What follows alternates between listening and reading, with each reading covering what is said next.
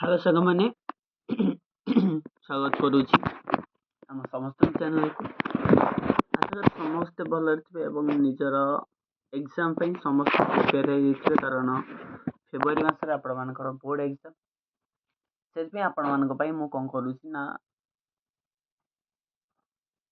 Objective type science topic wise question paper गुड़िक जो MCQ question selected जहाँकि आपण परीक्षा आसो मुझे डिस्कसन करुँच आपण परीक्षा हेल्पफुल एवं ए वीडियो को जमार भी मिस करूँ ना कारण ये प्रत्येक क्वेश्चन आपर लाइफ को बदल दे पारे एवं बोर्ड परीक्षा आपण भल स्कोर दे पारे है चलो देखिए बिना को क्लास को स्टार्ट करवा फास्ट क्वेश्चन सांग मैंने केउटी वृद्धि हासक हार्मोन अटे केउटी वृद्धि हासक हार्मोन ऑप्शन ए रे ऑक्सीटोसिन बी रे अछि एथिलीन सी रे अछि साइटोकाइनिन एवं डी रे अछि फोरिजेन आर सठिक आंसर आमे देखिबा आ सठिक आंसर होछि एथिलीन आर सठिक आंसर होछि कोन एथिलीन हबो बुझ पाइले आर सठिक आंसर एथिलीन हबो नेक्स्ट क्वेश्चन देखंतु 2 नंबर कहला उद्भिद मानकर जैविक क्रियार नियंत्रण और समन्वय रक्षा प्रायतः रासायनिक पद्धति क्या द्वारा समाहित होता है आर सठिक आंसर होछि कौन ना सठिक आंसर होछि हार्मोन द्वारा क्या द्वारा समाहित होता है हार्मोन द्वारा कौन होता है समाहित होता है जीवा नेक्स्ट क्वेश्चन देखिबा 3 नंबर देखिबा कहला भ्रूणकांड आलोक आड़ को गति करिवार परीक्षण प्रथमे किए करथिले ऑप्शन ए रे अछि रॉबर्ट हिल बी रे अछि लामार्क सी रे अछि चार्ल्स डार्विन डी रे अछि विलियम हार्ट आ सठिक आंसर होछि 3 नंबर सठिक आंसर कोन हबो 3 नंबर सठिक आंसर होछि Charles Darwin option number C हबो चार्ल्स डार्विन तबरे 4 नंबर कहला केउ हार्मोन बा फाइट हार्मोन टी अन्य ठार भिन्न साइटोकाइनिन ऑप्शन ए बी रहुछि एथिलीन सी रहुछि वेलिन की ऑप्शन आर 4 नंबर होछि ऑप्शन नंबर बी हबो ऑप्शन नंबर बी कोन हबो ठीक आंसर कोन है एथिलीन बुझ पाइला तब नेक्स्ट क्वेश्चन जा 5 नंबर कोन कहउछि ना बाह्य उद्दीपना प्रभाव उद्भिद रे विभिन्न प्रकार जनन परिलक्षित हुए यह कोन कहा जे सठिक आंसर होछि कोन आलोकानुवर्तन सठिक आंसर होछि कोन आलोकानुवर्तन नेक्स्ट देखो सामान्य 5 नंबर आंसर एटा हबो आलोकानुवर्तन कोन हबो सठिक आंसर होछि अनुवर्तन हबो आंसर कोन अनुवर्तन नेक्स्ट क्वेश्चन दिबा 6 नंबर उद्भिद रे थिबा वर्णकणार नाम कोन उद्भिद रे थिबा वर्णकणार नाम होछि ऑप्शन ए फाइटो हार्मोन की यूरोक्रोम की क्रोमोप्लास्ट की मेलानिन आ सठिक आंसर हबो फाइटो हार्मोन नेक्स्ट क्वेश्चन दिबा कहला उद्भिद रे चेर रे केउ प्रकार गति परिलक्षित हुए ना उद्भिद रे चेर रे केउ प्रकार गति परिलक्षित हुए छात्र मान आंसर ऑप्शन नंबर सी अनुकूल आवर्तन हबो कोन हबो अनुकूल आवर्तन तब 8 नंबर को जिबा 8 नंबर कहउछि लाजकुली लतार गति को कोन कहै छै ना ऑप्शन नंबर डी हबो अंतकुंचन कहै छै कोन कहै छै अंतकुंचन 9 नंबर कहउछि मानवर भ्रूण रे मस्तिष्कर केतोटी प्रमुख अंश थाए 1 2 3 4 9 नंबर आंसर होछि तीनोटी अंश थाए केतोटी अंश तीनोटी 10 नंबर कहला गोटे नवजात शिशुर मस्तिष्कर ओजन केते ग्राम अटे ना एटा हबो नवजात शिशुर 400 ग्राम हबो केते ग्राम 400 ग्राम होइते ओजन तौजा प्रति मिनिट रे मस्तिष्क मध्यरु प्राय केते लीटर जल प्रवाहित होइते सठिक आंसर होछि ऑप्शन नंबर ए 750 केते हबो 750 तब जिबारी 12 नंबर कोन कहउछि 12 नंबर कहले मानव मस्तिष्कर बृहत्तम अंग नाम कोन कि अनु मस्तिष्क कि प्रमस्तिष्क सुषुम्नाकांड कि मध्य मस्तिष्क और सठिक आंसर होछि कि हबो प्रमस्तिष्क हबो को मस्तिष्क प्रमस्तिष्क 3 नंबर कहला घ्राणपाली मस्तिष्कर केउ भाग रे थाए और सठिक आंसर होछि ऑप्शन नंबर सठिक आंसर होछि कोन ना 3 नंबर सठिक आंसर होछि अग्र मस्तिष्क थाए को मस्तिष्क अग्र मस्तिष्क 4 नंबर कहला मस्तिष्कर बाह्य आवरण को कहा जाय मस्तिष्कर बाह्य आवरण को कहा जाय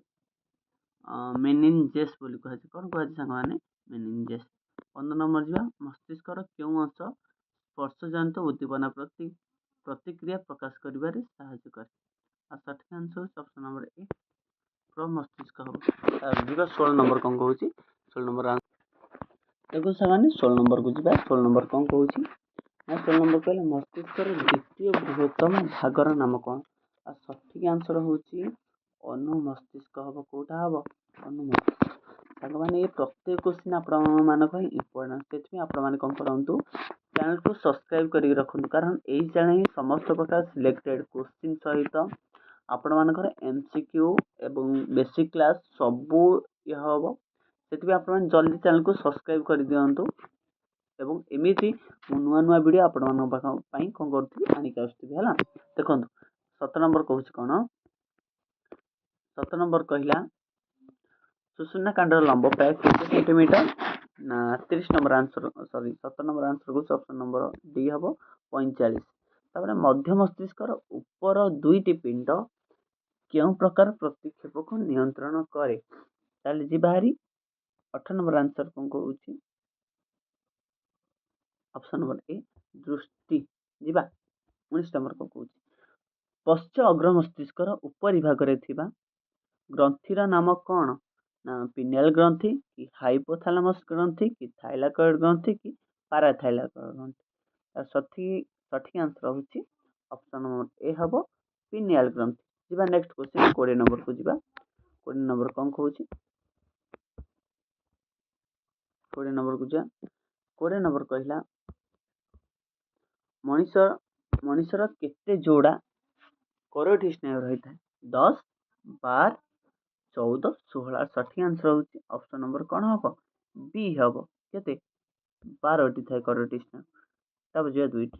ତାପରେ କହିଲେ 2ଟି ସ୍ନାୟୁକୋଷର ମଧ୍ୟବର୍ତ୍ତୀ ସ୍ଥାନକୁ କ'ଣ କୁହାଯାଏ?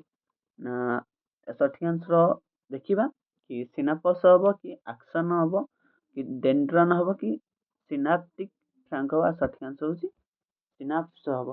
ତାପରେ ସ୍ନାୟୁକୋଷର କେଉଁଠାରେ ଏସିଟିଲ୍ କୋଲିନ୍ କ୍ଷରଣ ହୁଏ? ଡେଣ୍ଡ୍ରାଇଟ୍ କି ସେଲ୍ ବଡି କି ନେଷ୍ଟି କି ଆକ୍ସନ୍ ଶେଷ ଭାଗ। ନା 22 ନମ୍ବର ଆନ୍ସର ହେଉଛି ଅପସନ୍ ନମ୍ବର ଡି ହେବ। ସେଟା ହେଉଛି କ'ଣ ଆକ୍ସନ୍ର ଶେଷ ଭାଗ। ତାପରେ 23 ନମ୍ବରକୁ ଯିବା। 23 ନମ୍ବର କ'ଣ କହୁଛି 23 ନମ୍ବର କହିଲା 23 ନମ୍ବର କ'ଣ କହୁଛି ଦେଇଛି ସ୍ନାୟୁକୋଷର ଶାଖାୟିତ ତନ୍ତୁକୁ କ'ଣ କୁହାଯାଏ? ନା 23 ନମ୍ବର ଆନ୍ସର ହେଉଛି ଅପସନ୍ ନମ୍ବର ବି ହେବ ଡେଣ୍ଡ୍ରନ୍ ହେବ। କ'ଣ ହେବ ଡେଣ୍ଡ୍ରାଇଟ୍ ହେବ। ଆନ୍ସର କ'ଣ ହେବ ଡେଣ୍ଡ୍ରାଇଟ୍। କ'ଣ ହେବ ଡେଣ୍ଡ୍ରାଇଟ୍ ହେଇଯିବ ଆନ୍ସର। ବୁଝିପାରିଲ? ତାପରେ ଯିବା 24 ନମ୍ବର କହିଯିବା। 24 ନମ୍ବର ଯିବା। 24 ନମ୍ବର କହୁଛି ପ୍ରତିକ୍ଷେପ କ୍ରିୟା କାହା ଦ୍ୱାରା ନିୟନ୍ତ୍ରିତ ହୁଏ? ମସ୍ତିଷ୍କ କି ସୁଷୁମ୍ନା କାଣ୍ଡ କି ଉଭୟ ମସ୍ତିଷ୍କ ଓ ସୁଷୁମ୍ନା କାଣ୍ଡ କି ଅନୁମସ୍ତିଷ୍କ। ତାପରେ 24 ନମ୍ବର ଆନ୍ସର ହେଉଛି ଅପସନ୍ ନମ୍ବର ସି ଉଭୟ ମସ୍ତିଷ୍କ ଓ ସୁଷୁମ୍ନା କାଣ୍ଡ। ତାପରେ କହିଲା କେଉଁ ଗ୍ରନ୍ଥିରୁ ଏନଜାଇମ୍ କ୍ଷରଣ ହୁଏ ମାତ୍ର ହରମୋନ୍ କ୍ଷରଣ ହୁଏ ନାହିଁ? ତାହେଲେ 25 ନମ୍ବର ଆନ୍ସର ଯିବା।